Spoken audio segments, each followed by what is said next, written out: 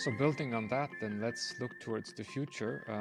You mentioned the need for a new narrative for education and that the Global Partnership for Education is working on that. So tell us a bit about that. Why do we need that and what is GPE doing about it? Well, when I started in this position about 7 months ago, I would have never thought that I was going to need a marketing strategy for the education sector, because it was such a no-brainer that education is important, that I thought that we would just be knocking at the doors and people would say, yes, of course, this is a very important thing. The reality is that there are so many concurring crises at the moment, and unfortunately, little resources available or limited resources available, that you really need to make sure that education bubbles up again as a global priority. And so what I feel is that if I argue education on the basis of individual learning, and I just argue the case that the poor children of Niger, they do not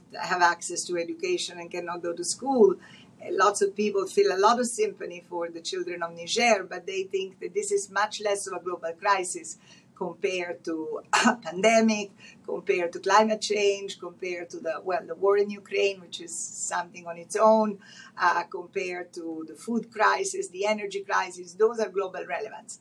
So what we are trying to do is, obviously, there is the individual dimension of education. It's not that we want to say that it is an either or, but we would just like the leaders of the world to appreciate that there are very important dimensions of education when you look at it in its aggregate, that there is a strong correlation between education and economic growth, that there is a strong correlation between education and equity or reducing inequality in society. Ultimately, you reduce inequality by giving people better opportunities and higher income. That only comes through education.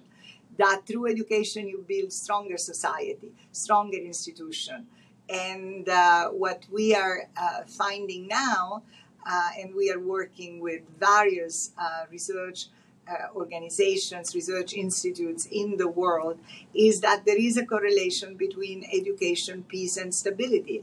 And if I think about intuitively, I don't have really the scientific evidence, but intuitively, when I look at the children or the young men and women in the Somalia that join Al-Shabaab, or that join Boko Haram in northern Nigeria, or that join Islamic terrorism in the Sahel, etc., etc. These are children that haven't had access to education and do not have access to a better life. So they just grab whatever gives them a sense that they can shake the status quo, they can shake the society. And last week we organized an event in the framework of the big Paris event on financing the future, and the president of Niger actually came to that event that we had organized with UNESCO, and he made a passionate speech about the fact that instability in his country was correlated with lack of education, and that for this reason he had decided that education was the top priority, in his country's priorities for investment. And I very much see the situation the way that he was describing it. I actually saw the snippets of the speech, and he mentioned these fascinating numbers, that there were 3 million people in Niger when the country was independent. There are 28 million now, and in just a few 20 years there will be like 50 or something like that.